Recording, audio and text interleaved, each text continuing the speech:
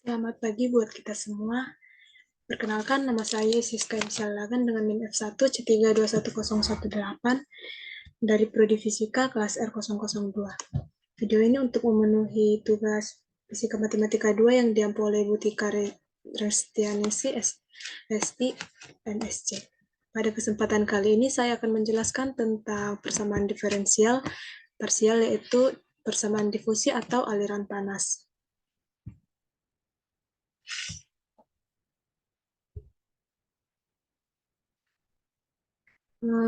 Seperti yang kita ketahui, pada persamaan difusi terjadi perambatan panas, sehingga suhu merupakan fungsi waktu. Umumnya panas akan mengalir dari titik di mana suhu yang tinggi ke suhu yang lebih rendah. Nah, secara umum, persamaan difusi dapat ditulis dengan nabla kuadrat U sama dengan 1 per alfa kuadrat do U per do T, di mana U merupakan suhu dan alfa kuadrat merupakan koefisien difusi.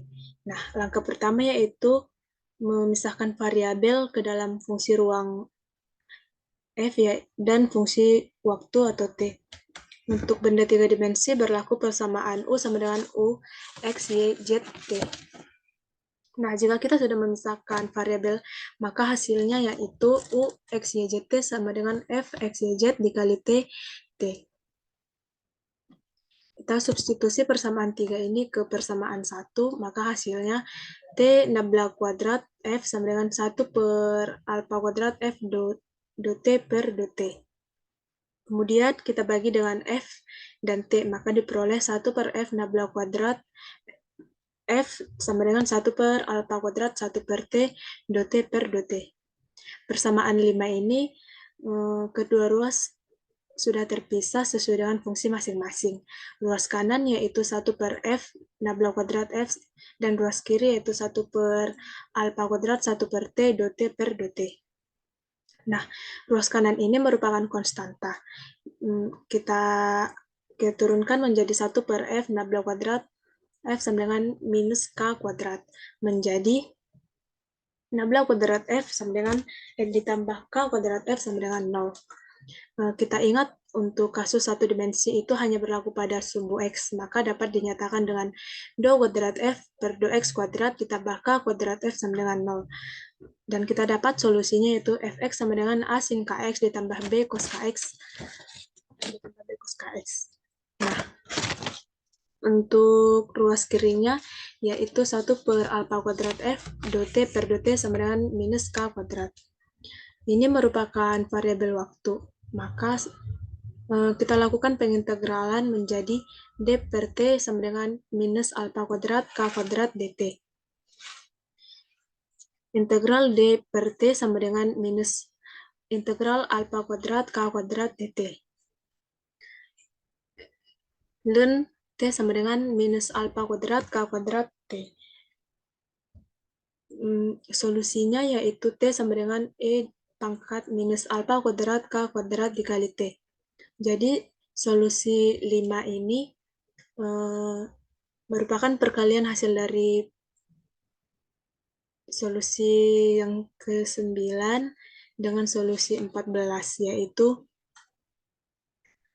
solusi 15 ini merupakan solusi dari persamaan 9 dan persamaan 14, yaitu U XT sama dengan A sin Kx ditambah B cos Kx dikali E pangkat minus alfa kuadrat K kuadrat T. Nah, bagaimana sih cara kita untuk mengetahui variabel A, B, dan K? Caranya itu dengan memasukkan syarat batas. Syarat batas yang pertama yaitu ketika berada pada tepi pelat dan saat tertentu 0T, suhunya mencapai 0K atau U 0T sama dengan 0. Kita substitusi persamaan ini ke persamaan 15, maka U 0T sama dengan A sin 0 ditambah B cos 0 dikali E pangkat minus alfa kuadrat K kuadrat dikali T sama dengan 0. A sin 0 ditambah B cos 0 sama dengan 0. Dari proses ini kita ketahui bahwa nilai variabel B yaitu cos 0 sama dengan 1, B-nya sama dengan 0. Untuk solusi permasalahan difusi ini, kita dapat U XT sama dengan A sin Kx dikali E pangkat minus alfa kuadrat K kuadrat T. Untuk syarat batas yang kedua yaitu ketika berada pada tepi pelat lainnya dan saat tertentu LT suhunya mencapai 0 K atau dapat dinyatakan dalam U LT sama dengan 0. Kita substitusi ke persamaan yang ini, persamaan 20, maka U LT sama dengan A sin KL dikali E pangkat min alpha kuadrat K kuadrat T. Maka sin KL sama dengan sin NP sama dengan 0. KL sama dengan NP. Nah, dari sini kita dapat nilai variabel K yaitu K sama dengan NP per L. Solusi umum dari persamaan ini yaitu U XT sama dengan sigma N AN sin NP per LX dikali E pangkat minus alpha kuadrat NP per L kuadrat T. Untuk syarat batas yang ketiga, yaitu menunjukkan kondisi awal suhu di sepanjang pelat atau pada sumbu X. Kondisi awal dari sumbu X dapat diketahui dengan substitusi kondisi awal T sama dengan 0. Maka Y2 sama dengan U0, Y1 sama dengan 0, X2 sama dengan L, dan X1 sama dengan 0. Kita substitusi persamaan ini ke persamaan yang ini. Y2 dikurang Y1 per Y dikurang Y1 sama dengan X2 dikurang X1 per X dikurang X1. Menjadi U0 kurang 0, Y dikurang 0 sama dengan L dikurang 0 per X dikurang 0. Sehingga Y X0 sama dengan U0 per L dikali X.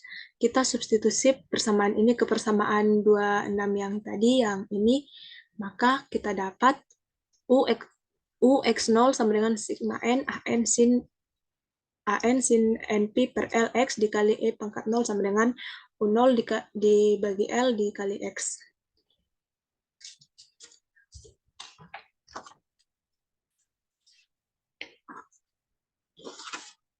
Untuk menentukan nilai variabel A dapat kita peroleh dengan menggunakan direct sinus Fourier.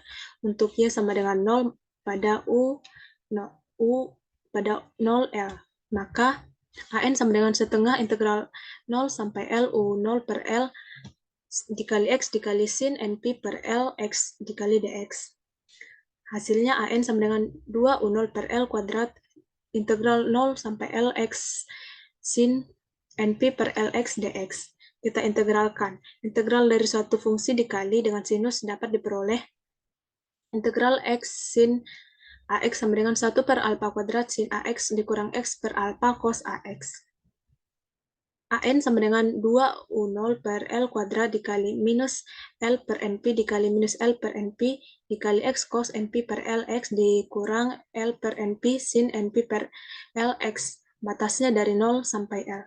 AN sama dengan minus 2 U0 per NPL. Minus L dikurang 0 ditambah 0 sama dengan minus L ketika N bernilai ganjil. Sedangkan L dikurang 0 ditambah 0 sama dengan L ketika N sama dengan genap.